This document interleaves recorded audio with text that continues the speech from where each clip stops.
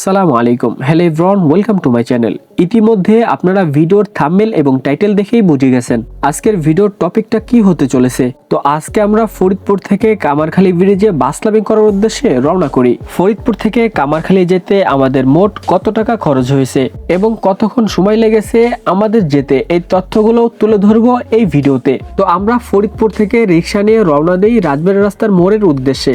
যেতেই হঠাৎ চোখে পড়ে গোল্ডেন লাইনের নতুন এই এসি বাসটির দিকে। তারপরে আমরা দেখতে দেখতে চলে আসি রাজবাড়ী রাস্তার মোড়ে। যেহেতু আমরা রিক্সা নিয়ে এসেছি, সেই ক্ষেত্রে আমাদের ভাড়া হয়েছে 50 টাকা। এরপর আমরা কামারখালীর একটি লোকাল বাসে উঠে যাই। সেই বাসটি আমাদের থেকে ভাড়া নেয় 70 টাকা। সব মিলিয়ে আমাদের ভাড়া লেগেছে 120 টাকা। যেহেতু আমরা লোকাল বাসে যাত্রা করেছি, সেই ক্ষেত্রে আমাদের সময় লেগেছে প্রায় 2 ঘন্টা।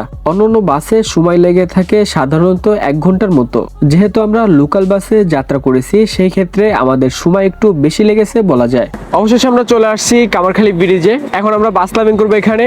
আপনারা আমাদের ভিডিও সম্পূর্ণ দেখুন এবং আপনার মতামত অবশ্যই আমাদের কমেন্টে জানাবেন। ধন্যবাদ।